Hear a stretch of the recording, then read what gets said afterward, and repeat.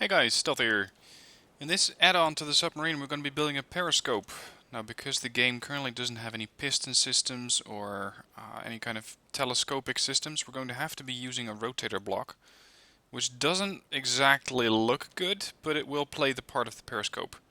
It will require a few adjustments to the top side of the submarine, and strictly speaking the sub doesn't need this detection system. It really has enough in the sense of having the radar buoy. It has the passive sonar at the bow here. That's really all that you need. Now, starters first, mirror mode on. I'm going to go into blocks, metal blocks, and we're going to have the inverted triangle corner left to make sure that this thing is going to get a bit wider. And of course this will require the triangle corner. And now we can get a few diagonal slopes in here. This is going to help with the telescope mast. Make sure you don't make it too long. Don't tape right over the radar buoy that we have over here and whatever else you may have built on top of your submarine. Moving back forward, we're going to build one new object, which is a spin block or a turn block. Make sure that you attach this to the side of the diagonal beam. You don't want to have it to the sub hull itself, just the diagonal beam there. Now we're going to be building on the side, so it's going to look a bit weird. Make sure that you use a light alloy block. This thing has, as it says down below material cost, it has only a few faces, which are all machined to perfect flatness and is made of material that is designed to have low radar return. You want to have your periscope to have as little radar return as possible.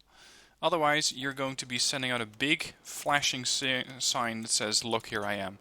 And even if you just attach a passive radar or passive camera, it is still going to get detected. So I've added 4 beams to this thing. Back into AI, you're going to go into a connector, install that. And then for detection equipment, basically get whatever detection equipment you like to have add on there. I think that for a submarine, a camera would be a good addition. And of course, cameras do not work below the surface. Make sure that since this is something that has to coordinate with the AI, you add another receiver. Here we go. And we're going to have to add this thing to a control group. Let's say we're just going to go with simple up and down. That's all that you really need. Let's get out of build mode. And this is basically the periscope. Let's get this thing up to speed a little bit. Let's see what the required depth is at the moment. It's set to 94. That's a bit low. I'm going to tell it to sit around, let's see, 28 meters, and it might still be able to surface. Let's say that this is the current depth, minus 15, minus 16, and now I want to have a look at what's on the surface. You can see the camera currently says I cannot function because I'm below the water. So, you press button down, or the button down, and you suddenly have a periscope. Now, again, it doesn't particularly need this system. I don't have them on my submarine, but I could imagine people liking to have something that resembles a periscope mast on their subs. Unfortunately, we're too low. We're going to have to go back up, because currently, even the mast in its current condition is way below waterline. So, let's tell the system to go to about, I'd say 25.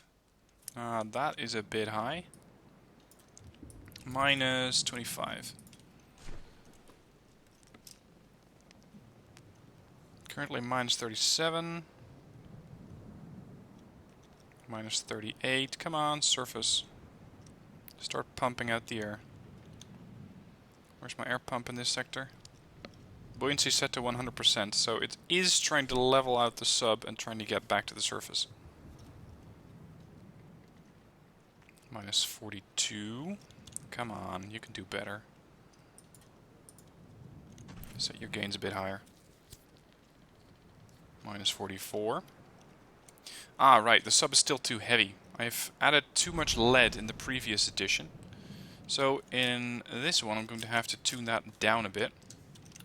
I'm going to replace the outer edges of the lead blocks with the metal blocks, which are far less heavy and should make sure that the submarine doesn't exactly sink as much as it normally does. Because even now, with all the air being pumped in, so all the water is out and this thing is supposed to float, it doesn't quite want to do that, simply because it's too heavy. So now with more metal thrown in, most of the lead is still intact, so that the thing can still dive. Now I'm actually going back up to the surface. Minus 31, minus 30, 29. Required depth was what, 25-ish? Yeah, 25-ish. Minus 27. I don't think that we can quite make that, so let's go up a bit higher.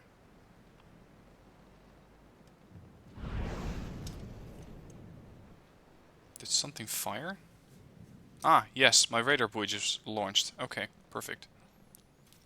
Minus 23, still too low.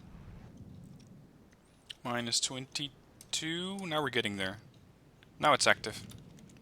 So now I have all but 3 blocks protruding from the surface. That's all that you need. It's not exactly hydrodynamic. It is just a flat wall that you're putting up against the water. And unfortunately, I haven't really found a better way of doing this, short of course, adding a couple of, let's say, downward slopes. You could go with the downward slope 1, but this, again, would require you to have a mast that's going to be bigger. And bigger means you're going to have more room in your submarine. I'm currently at minus 15. I think that I can go at about minus 23 and still have this thing above the surface. Let's spawn in an enemy craft. Let's say Marauder. And there we go. It's currently tracking 1 Marauder. The Marauder is probably also being tracked by the other systems on the submarine, such as the radar. Let's see if the radar beacon has it. Yep, it is tracking it. Although its detection chance does not seem to be that high. Detection chance for this one is 100%. This has a guaranteed lock on the Marauder. And I should already... Yep, there's the fish in the water. Torpedoes are going out. And these torpedoes will continue to cruise. Now you can see that with this mast above water, I'm immediately starting to take fire from the Marauder. Because for some reason they're detecting the mast. As slow as the radar detection is, they're still detecting it. If I take this thing back down, their firing should stop. Let's see if this Marauder is going to continue to hammer out shells. Because now I have nothing above the surface, except for radar buoys, which they cannot fire at anyway. And now they should no longer fire. That may have been some sort of ghost shell. Let's get out of here. Or clear datum, as we call it in submarine terms. There's another radar buoy, or 2.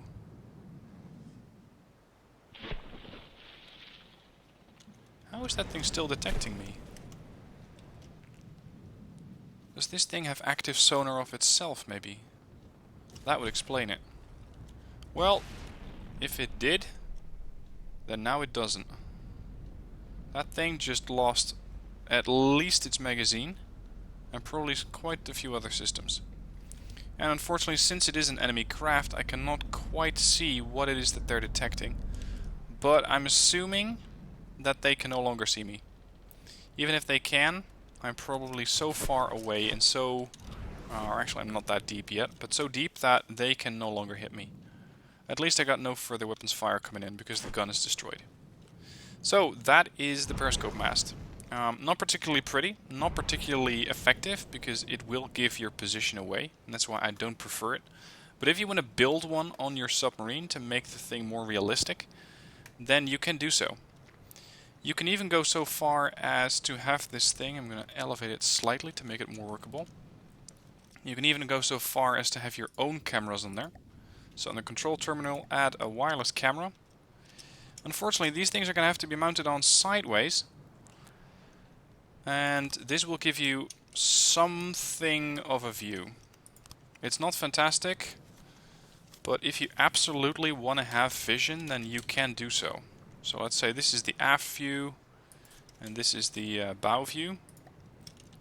Then we're going to go back into the control center. add a control terminal. Control terminal in place. And now, if the mast is in position, which it currently isn't, I can only see upwards.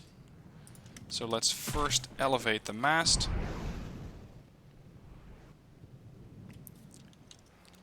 Periscope up. Few cameras. Bow. Unfortunately, it is sideways. Same for the aft. There is a way around this, but again, it will make your periscope even bigger.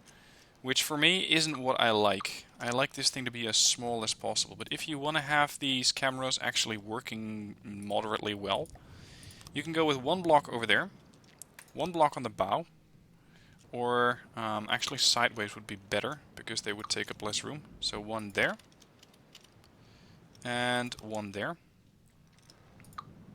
One lower. We're going to get into trouble with the connector there. And then add under control the cameras, wireless camera. It is a bit tricky getting it into the right position like this. There we go, that's the bow. And that's the stern cam. Stern. And bow. And now we should be able to actually look out here and have a clear vision of the ship. There we go. Now we can see above water. You can still elevate the thing in this position. You can still manually control the periscope. This is me bringing it too far down. Unfortunately, you cannot turn it. Since this thing is already on a spin block, I haven't figured out a second way to add a spin block on top of this, you cannot have a rotating camera. So that's why I usually use this one, if you absolutely want to have a cam. But again, it doesn't really need it.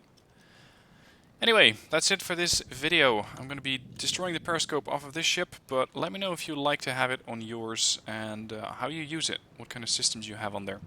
Looking forward to seeing your comments down below. Otherwise, have a good one, and I'll see you soon for more videos.